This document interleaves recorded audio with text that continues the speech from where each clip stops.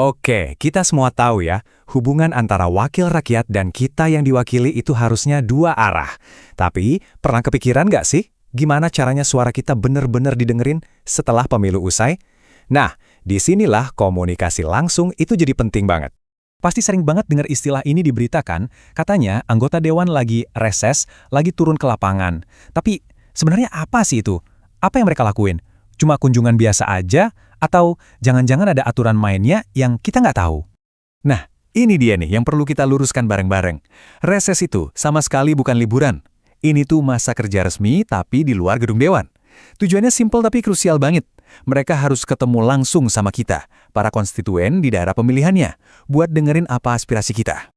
Jadi coba deh bayangin reses ini kayak semacam kerja lapangan wajib buat para anggota dewan. Betul, ini adalah mekanisme resmi buat mereka untuk menjaring aspirasi langsung dari kita, sumbernya. Biar nggak ngawang-ngawang, kita bakal langsung bedah buku panduannya. Nah, semuanya akan kita bahas hari ini sumbernya jelas, yaitu Peraturan Wali Kota Makassar Nomor 17 Tahun 2020. Ini dia nih, dokumen yang jadi dasar hukum semua pelaksanaan reses di sana. Oke, tujuannya apa sih? Menurut pasal 2, ada 3 kata kunci. Pertama, menyerap. Jadi mereka dengerin semua masukan kita. Kedua, menghimpun. Artinya semua aspirasi itu dikumpulin, dirapikan. Dan yang paling penting, yang ketiga, menindaklanjuti. Jadi nggak cuma didengerin, tapi harus ada aksinya. Oke, sekarang pertanyaannya, siapa aja sih yang terlibat? Dan gimana prosesnya dari awal sampai akhir? Yuk kita lihat detailnya. Ternyata ada 3 pemain utamanya nih. Tentu, yang pertama, ya anggota DPRD-nya. Dia aktor utamanya.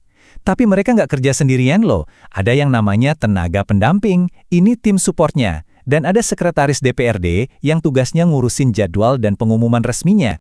Dan prosesnya itu ternyata nggak sembarangan. Ada tahapannya. Pertama, harus ada pengumuman minimal 3 hari sebelumnya. Jadi kita semua bisa siap-siap. Terus intinya ya, ini, dialog alias pertemuan tatap muka. Nah, perhatiin juga durasinya. Semua proses ini dibatasi, maksimal cuma 6 hari. Jelas banget kan batas waktunya? Nah, setiap kegiatan resmi kan pasti butuh biaya. Pertanyaannya, uangnya dari mana? Dan dipakai buat apa aja? Ini bagian yang penting banget, karena kita ngomongin soal uang publik. Jawabannya jelas banget di pasal 4 dan 13. Semua dana reses itu datangnya dari APBD. Apa itu APBD? Ya, Anggaran Pendapatan dan Belanja Daerah. Gampangnya gini, itu uang kita, uang dari pajak yang kita bayar. Makanya kegiatan ini bukan sekedar jalan-jalan, ini ada pertanggungjawabannya. Dan uang kita itu nggak bisa dipakai seenaknya loh. Aturannya super detail. Lihat deh rinciannya. Ada buat sewa tempat, buat makan minum kita yang datang, biaya transportasi, sampai buat dokumentasi. Jadi setiap rupiahnya itu harus jelas peruntukannya.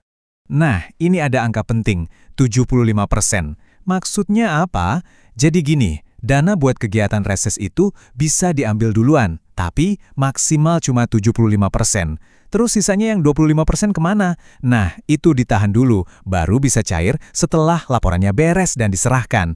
Keren kan? Ini semacam mekanisme pengaman biar laporannya benar-benar dibuat. Oke, sekarang kita masuk ke bagian yang bisa dibilang jantungnya dari semua ini, pertanggungjawaban. Setelah kegiatannya selesai, uangnya dipakai, terus gimana? Yuk, kita bongkar aturan main soal laporannya.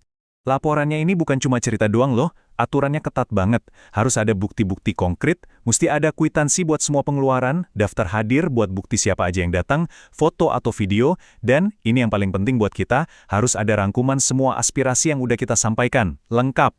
Peraturannya juga ngasih batasan yang super jelas antara yang boleh dan yang nggak boleh. Yang wajib dilakukan itu ya laporan harus jujur, harus bisa dicek kebenarannya. Nah, yang dilarang keras, jelas memalsukan dokumen, ngegelembungin harga atau markup. Pokoknya semua yang bisa merugikan negara itu haram hukumnya. Dan ini nggak bisa ditunda-tunda. Ada deadline yang tegas. Menurut pasal 8, semua laporan lengkap dengan bukti-buktinya itu harus di-store ke wali kota paling lambat 14 hari kerja setelah reses selesai. Jadi, nggak ada alasan buat telat. Jadi sekarang kita semua jadi lebih tahu kan, reses itu bukan sekedar acara seremoni.